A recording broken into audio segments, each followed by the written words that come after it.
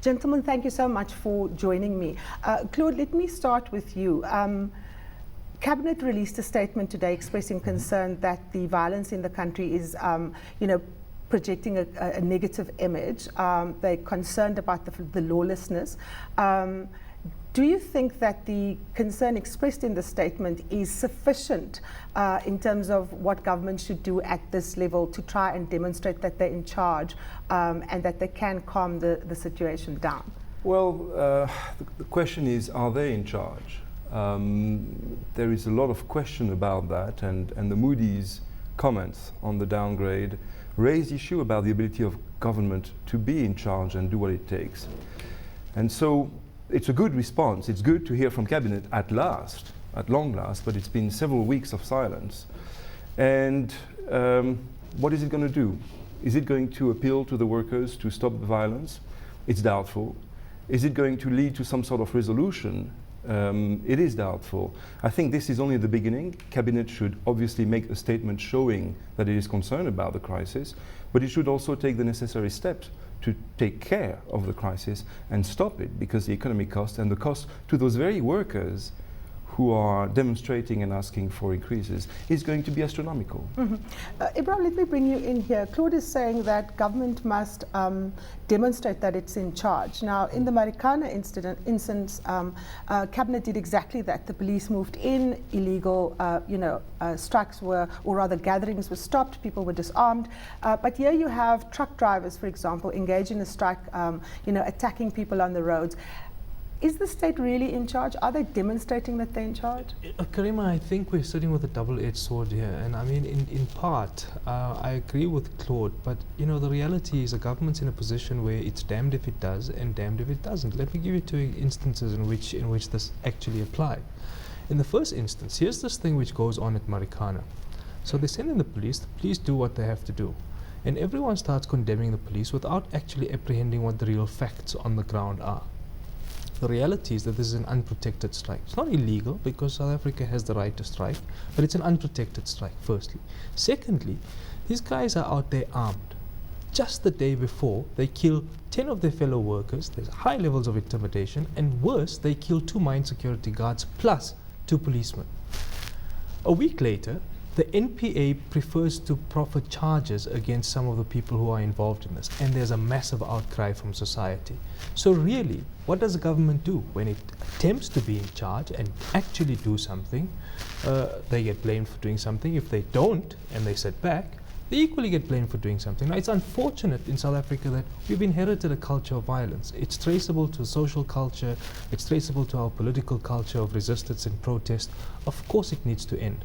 And I think what the NPA or the prosecuting authority was trying to do is to send an unequivocal message that we are not going to tolerate people who are armed at gatherings. But Ebrahim, it's one thing to condemn the police action. It's another thing to suggest that that is a license to act illegally, even on the side, of the police. We don't know the facts yet. Let me bring you to the question around macroeconomic stability and the fact that we've been downgraded, that suddenly there's a confluence of factors that is making South Africa look like a very uncertain place, both in policy terms, but also just in immediate stability terms. Well, I don't know where the uncertainty around policy comes from, because I think that there is a fair degree of predictability around policy. There's space for maneuver, and I think every government appropriately wants that space to be able to maneuver to respond to a fluid situation. Yes, there's high levels of social instability, but the real question is, when has there not been so high levels of social instability in this country, characterized by very high levels of inequality, where no one is prepared to make any voluntary agreements about what they're prepared to give up in order to address some of the inequalities that we face. Government is constrained here. Let me bring Claude in. Claude, is government as constrained as Ebrahim is suggesting? Well, yeah, I mean, it is constrained. It is constrained politically. It is constrained by the very nature of the alliance. I think government in this one is not necessarily an honest broker. It has vested interests. And those vested interests are probably dictating some of the actions or inactions that have been taken.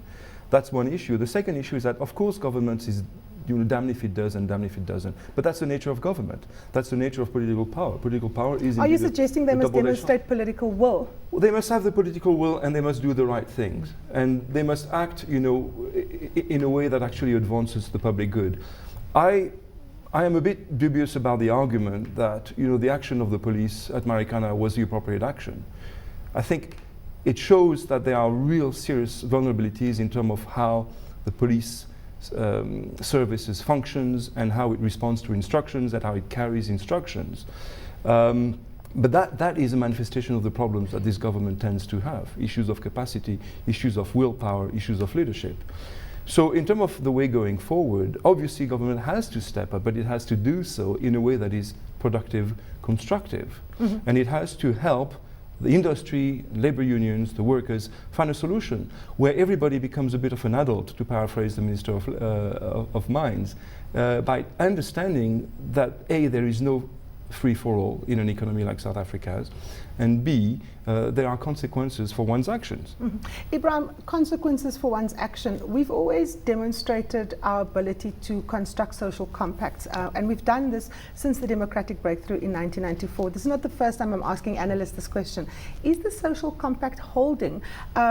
Because it appears as if even workers are unhappy with the way in which they're represented by their labour representatives in the appropriate forums that are there. We saw Cabinet again urging today, return to the bargaining forums, return to the legal spaces that exist in society to actually negotiate. Why are people saying these spaces are not adequate?